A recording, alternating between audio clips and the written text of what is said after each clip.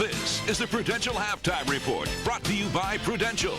Prudential, a leader in insurance, investments, real estate, and financial services.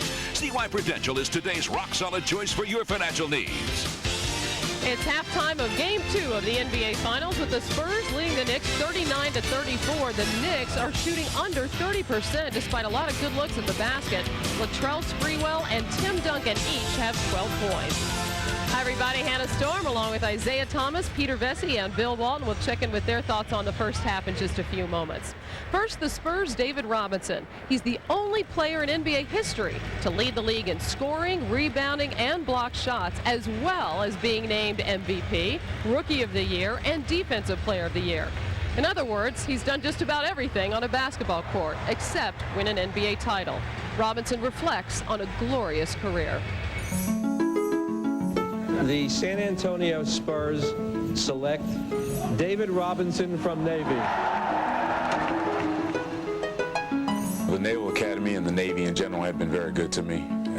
They're the ones who really gave me the opportunity to do a lot of the things that I did, and I wanted to fulfill whatever commitment they wanted me to fulfill. So I figured I'd be 7 feet tall my whole life, so hopefully the opportunity to play the NBA would still be there. If you're an NBA team and you want to draw up a center, a prototype center, you use David Robinson as the blueprint. My options were wide open, and I think when I came down here, my mind was definitely not set on coming here because I didn't want to come to a bad team. I wanted to have an opportunity to win.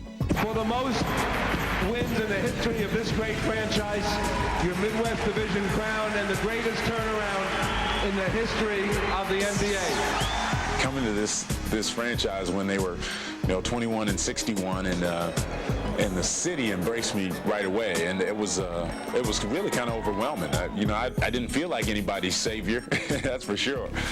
But Robinson has been a savior in more ways than one. Promising to pay for the continuing education of a group of fifth graders he met at a San Antonio elementary school several years ago. A promise he was happy to keep upon their graduation.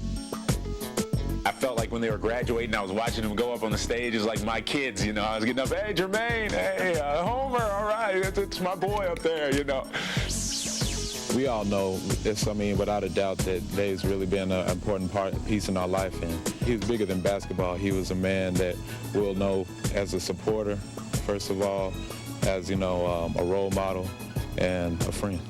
That was one of the greatest joys for me. That's where you know that giving, you get as much out of giving as sometimes the people who receive it do. David Robinson represents for us the commitment to team, to principle, and to community that we in the NBA find emblematic of what our players strive to be. A lot of people get that nice guy thing confused. It's nice when you can get along, but who cares if you're getting along and you're losing games? That doesn't matter.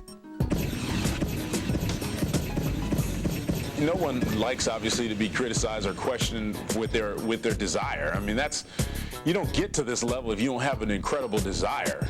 I remember, we lose to Utah. We get knocked out of the playoffs. And I'm sitting next to David, and you look in his face, you felt bad for him because in his eyes, he felt that he let not only himself down, but everyone down. I'm sure at that point, David Robinson was thinking, I might never get a chance. Spurs trainers in a conversation with David Robinson at the end of the Spurs bench. He doesn't want to sit down. That year it was so hard. I had to sit around and watch our team just struggle. It was awful. It was awful. All the teams that we had been killing over the years came in and they're laughing and dancing and beating us. But when we got Tim Duncan, that was a reward for a very tough year. He's going to be a welcome asset to the San Antonio Spurs. But Tim Duncan is a great player, but people don't expect Tim Duncan to lead this team to the promised land right now. Maybe in a couple of years they will. That's a great responsibility of being me, and I've embraced that my whole career, good and bad.